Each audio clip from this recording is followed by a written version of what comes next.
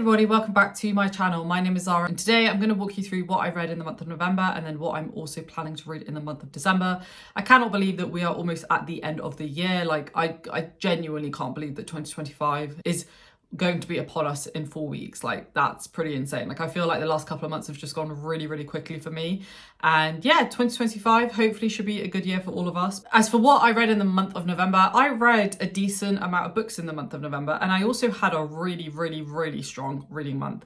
I read 8 books and every single book that I read was a 4-star or above. And I think particularly the first half was just like 5-star after 5-star after 5-star, which is, it's been a long while since I've had that. So let's run through the books that I read in the month of November. I will just do a quick summary of my thoughts on the books as well. And then in the coming weeks, I'll also do my dedicated reviews for certain books. So the first book that I read, and this was a buddy read with one of my Patreons, we both had a really great experience, and that was Human Acts by Han Kang. Now, Han Kang won the Nobel Prize for Literature for one of her other books. I think it was The Vegetarian, but Human Acts was one that I already owned, and Mandy and I wanted to pick this one up because she also hadn't read this one. And this, I have to say, was just an absolutely incredibly beautifully written book. Probably one of the most beautifully written books that I've read this year. Like, there is a very lyrical nature to Kang's writing style that I personally really like. It's the type of literary fiction that I really enjoy. There's a lot of literary fiction where I think authors overdo it with the vocabulary that they use and then the mechanism and the techniques that they use. But I think Kang has a really beautiful balance between telling what is a really horrifying story, which I'll come on to in a second, and also doing justice to each of the characters through her beautiful storytelling. Now, this is a book that is actually based on a real event that happened in South Korea. It was based on the Gwangju uprising, which ultimately led to a showdown between a group of students because they were protesting against the military dictator at the time. I can't remember his name. I'll put it up in my video. Given that they were protesting against the military dictator, his response to their protestations was met very aggressively, and he ended up massacring hundreds, thousands of innocent people. I've actually watched a Korean drama based on this, so I actually knew quite a bit going into reading this book, which I think added an extra layer of depth to the story for me. But I don't think you need to know anything about the Gwangju uprising. I don't think you need to know anything about the political situation at the time to really appreciate what an incredibly beautiful book this is. I gave this book a 5 stars, and I am definitely going to be reading more Han Kang in the year of 2025. Then I picked up a play, and I think I might have mentioned this writer before on my channel. I honestly can't remember, but I ended up picking up Death of a Salesman by Arthur Miller. Now, Arthur Miller is probably one of my favorite, if not my favorite playwright. I think he is just supremely talented. Like, his books like really hit home for me, and I think a lot of the thematic work that he uses in his books is deeply personal to me as well. And that was definitely the case with Death of a Salesman. Death of a Salesman, we are following our main character as he basically reconnects with one of his children. We basically come to learn that certain things have happened in the past that have led to them having a very fractured relationship. And we're basically seeing that play out. I also forgot to add that one of the key thematic pieces of this play is around capitalism and around having your self-worth tied to your job and your career, and when your job and your career come to an end, what that actually means for you and what are the implications on your life. Like with a lot of Arthur Miller's books, there's a lot around capitalism and the downsides of capitalism, and this was definitely captured really well in this play. It's deeply emotional. It's basically a family drama, and there's a lot around like personal identity and forgiveness, and it's just a really like hard-hitting book in my opinion. So well written, and I mean, you know, there's actually a adaptation of this that I'm really keen to watch. It's just that it's really long. I think it's like 3 hours long, so I do really want to watch that as well. And this was probably my favorite Arthur Miller to date. I've read quite a few of his books now, and this one is probably my favorite. Without a doubt, I had to give that one a 5 stars because it was flawless. Then I read the first book in KJ Parker's new series. I can't put up an image of the book. I can't even tell you what the name of the book is because I don't know know yet, and I don't even know if Parker himself knows yet. I did pick that up and I read it in like 3 days because in true Parker style, it was completely addictive and I was completely taken in by it. I absolutely loved it. And without a doubt, it was a 5 stars. I can't even tell you more than that because I don't currently know what's public and what I'm allowed to say. But all I can tell you is that it is fantastic and you're going to be in for a wild ride when it does come out, I think in March. Then I picked up the second book in the Fireborn trilogy, which I think is called the Aurelian Cycle. There's 3 books, and the second book is called Flamefall by Rosaria Munda, and this was fantastic. It was an excellent continuation from the first book. I think Munda is just so talented at writing political fantasy. Like, she's so good at writing the dragons. I really enjoyed the direction of the next installation and I had a really, really good time with it. Cheryl also really enjoyed it, who I buddy read it with. And there was a lot of twists and turns that we didn't even see coming. And there was just like a lot happening, but like in the best way possible. And I gave that book as well a 5 stars. Then I picked up another play, and this was a play written by one of the Russian greats. And many of you who watch my channel will know now that I am reading a lot more Russian literature, and it is just such a like eye-opening experience. Like, I think the way they approach the writing, but then also the way they approach the thematic work just really deeply resonates with me personally, and I'm really enjoying the journey that I'm going on so far. I'm very early on in my Russian literature journey, but I'm loving every single second of it. I picked up Ivanov by Anton Chekhov because I actually picked up a collection of, I think, 4 of his main plays, and I am actually going to see one of his plays that is being adapted in theatre next year. So I'm just kind of reading his kind of key plays at the moment. I decided to pick up Ivanov because it was basically the first play in the collection. I really enjoyed it. I had a really, really good time with it. I think this is a book that at its center is really about kind of relationships, whether that's romantic relationships, but also friendships. It's also about money and poverty. It's also about kind of trying to figure out who you are in an ever-changing political, social, and cultural environment. It's fantastic. Like, it was really, really good. I was really hooked. And I think I gave this one a 5 stars. Like, I think it might be like a 4.5 or a 5 stars. It'll be somewhere there, but you get the gist, right? It was fantastic. Then I picked up a sci-fi book, and this was the Patreon buddy read of the month, and this one was recommended to us by Seb, so shout out to Seb, and that was The First 15 Lives of Harry August by Claire North. I didn't really know what to expect going into this, but it was such a great surprise. Like, I really, really enjoyed this book. The writing in this book is absolutely fantastic. There's something about it that sucks you into it. I don't really know how to describe it, to be completely honest, but I just completely got absorbed by what was happening. And this is the sort of book that I don't even know how to explain it to you. So I'm not even going to try. Like, I don't know how to explain the plot to you, and I don't know how to explain kind of like what's happening, because in some places it's quite technical, and I mean that in a good way, but there's a lot around like time travel, there's a lot around like consciousness, there's a lot around like what it means to live different versions of your life. And it's just fascinating, like absolutely fascinating. It's the sort of book that I think would be perfect if it was adapted by someone like Denis Villeneuve. Like, I think he would do absolute justice to the story, because I just there's something to it that is very unique and very special. My only issue with this one, and I will talk more about this when I do my full review of it, is that I did find the start a little bit too slow. Like, it's a standalone, so there's no following books as of yet, at the very least. And I found that, you know, even by the time that we'd got 30% into the book, like, I still didn't really know like what was the point of this book. And not that every single book needs to have a point, but like I want to have an idea of where we're going, where this could be going, and I didn't really know at that point. And that's quite a lot, in my opinion, for a standalone. Like, I think if it was a trilogy, then fair enough, but it was a standalone and it took a bit of time to build up to it. Overall, I gave this book 4 stars. I think it's a fantastic book. I think if you have similar reading tastes to me, or you like sci-fi and you like particularly quite hard sci-fi, then I think this is a book that you would really, really enjoy. Quite a lot of politics in it that I really didn't expect, but I also really appreciated. Then I read another Russian book. I actually read a few Russian books this month. Well, only 2. But the next one that I read was Fathers and Children by Ivan Turgenev. And I think Ivan Turgenev has the potential to become one of my favourite authors. Like, because I've read a few Russian authors now. Like I've read Chekhov, I've read Nabokov, I've read Dostoevsky, obviously, Tolstoy. But there is something very, very special about Turgenev's writing that I can't quite put into words, but I don't know. Like I need to I'll talk more about this when I do my review of it. I'm sure my thoughts will be a bit more put together by the time that I get there.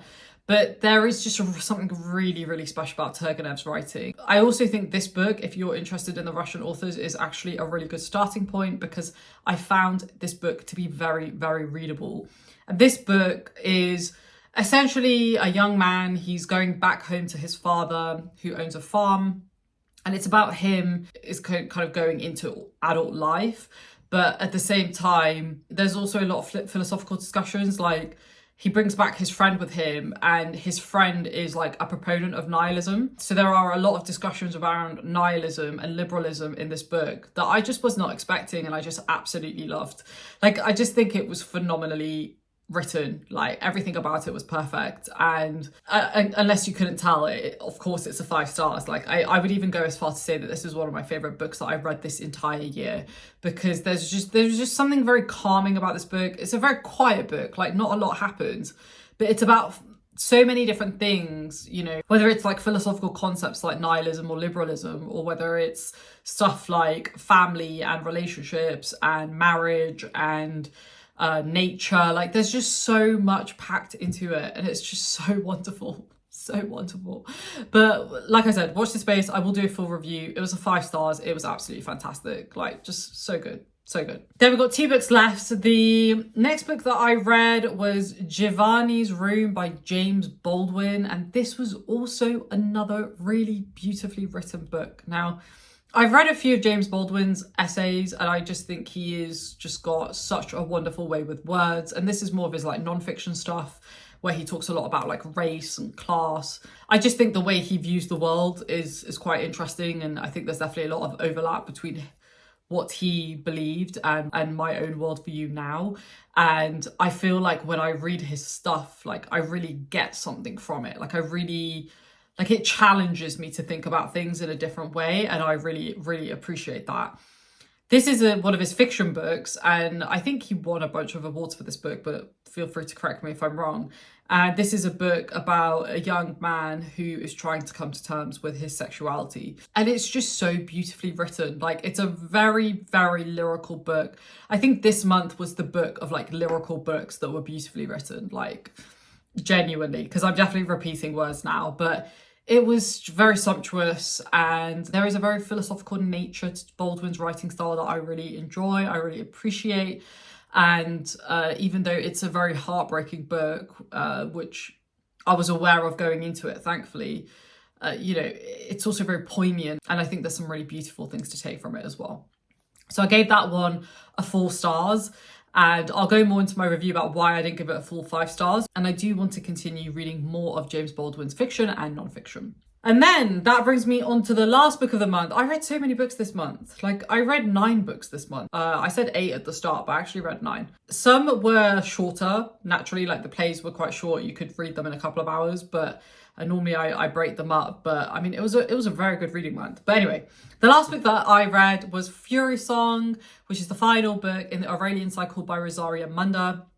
And this one for me was not as good as the first 2, being completely honest. And I am going to do a full series review, non-spoiler, where I'll talk about my thoughts over the series. It was good. I feel like the second half of the book was a lot stronger than the first half. I feel like the first half was very action heavy. I've said this before, I actually don't like a ton of action in my books. And I feel like in her previous book, she really got it right. In this book, I feel like it was a bit too much action and not enough like politics or character interactions, which is the stuff that I really like. I prefer the second half because we had more of that. I still did really enjoy this book though, and overall, like I think it was a really great ending to the trilogy. I will talk more about my thoughts about the ending in my full review. Sharon and I think, have both had really great experiences with this series, and I definitely would recommend this to a lot of people who are either new to fantasy or are looking for a, you know, pretty action-packed fantasy series that they just want to be able to binge in a couple of days, because it is very, very bingeable. I gave this book like a 3.7, 4 stars, so not bad by any means. Just to me, it was the weakest one, but overall, I do think it was a solid end to what was a fantastic series overall. So that's what I read in the month of November. As I said, I read a decent amount. Like, I'm actually quite impressed with myself that I managed to read that much. And in terms of what I'm planning to read in the month of December, like I said, I've got a couple of weeks off at the end of the month, so I will just go by what my mood wants. But there are a couple of ones that I have on the list. So in terms of buddy reads, I have a buddy read with one of my patrons, Matt, and we are going to read the final book in the Just City trilogy. The Thessaly trilogy is the name of the series by Joe Walton. You know, we started the series, I think it was over summer. And then we read the second book a couple of months back, and we're going to finish off this trilogy in the month of December, which I'm really excited for. And then the second buddy read that I have is the one that I have always with my Patreons, and we will be reading Novella by Paolo. I have no idea how you say his surname, so I'm not even going to attempt to, because it's a beautiful surname, but I just don't know how you say it. I've came across this book completely by accident. I was looking at like political fantasy books, and I came across this, read the blurb, and I was like, this looks like it's been written for me. It's super political. I think it's set, or it's like influenced by like Renaissance Italy, which I've probably mentioned many times on my channel before. It's one of my favorite periods of history. Like, so much happened during that period of history, not even just in Italy, but like in Europe. And I'm super fascinated by it. I've read so many books on it, watched pretty much every documentary you possibly could on that period. And it's part of the reason why, you know, I've been to Italy numerous times, because I just think it's super fascinating. But I was sold on this book pretty much as soon as I heard about it, and we're all going to read it together. So I'm very, very excited. And then I have Nevernight by Jay Kristoff. I am definitely going to read this book in the month of December. It will actually be the first book that I pick up in the month, because I have been wanting to read this book for years, and I'm finally going to do it. So that will be the first book that I read. Then we have potentially Under Heaven by Guy Gavriel Kay. I'm not sure if I'm actually going to pick this book, but it's definitely an option. It's on my TBR shelf, so we will see. But it's, you know, I'm not sure if I will, but it's definitely up there as a potential option. Then I have a sci-fi book, and that is a classic sci-fi book. And I want to shout out Dan for reminding me to pick this up. He unintentionally reminded me to pick this book up, and that is Slaughterhouse-Five by Kurt Vonnegut. I've not read any Kurt Vonnegut, which is pretty insane, because I love sci-fi, and I particularly love sci-fi and fantasy about war. And I from what I understand, like, this is like an anti-war book. So I'm very, very excited to pick that up. I'm almost certain I will pick up Slaughterhouse-Five.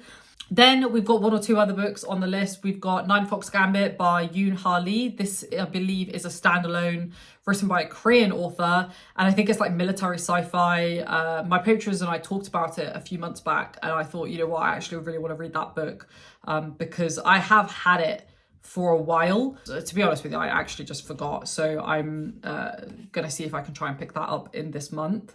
It's not actually one book. I think it's multiple books. I think it's actually a trilogy, but I could be wrong. And then two more options, actually. So the next one is Lapvona by Otessa Moshfegh. Now, Otessa Moshfegh is a literary fiction writer, and I've heard really interesting things about this book, and I'm just really curious. So I'm going to possibly pick that up. And then the final one, I haven't actually decided which one, but I will pick up a Russian author in the month of December as well. I will either read The Idiot or The Brothers Karamazov by Dostoevsky. I'm not sure which one I will pick up, but it will be one of those. And then lastly, and I know I said that was the last one, but I lied, clearly. I really, really, really want to pick up Vagabond by Takahiko Inui. This is the manga that is based on Miyamoto Musashi, which is a historical figure that I'm personally very interested in. Read a lot of his philosophy, and also I read Musashi by Oji Yoshikawa. So I am very, very keen to start this in the month of December as well. A lot of different options. I probably will pick up a Japanese author as well. I don't know which one yet, but who knows at this point. A good mix of different genres, I think. Some sci-fi, some fantasy, some literary fiction, some manga.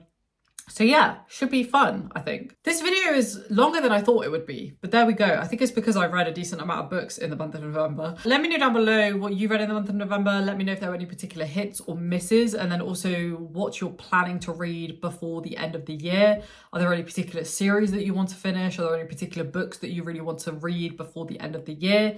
Comment them down below, because I'm always keen to hear what everybody is reading, liking, disliking.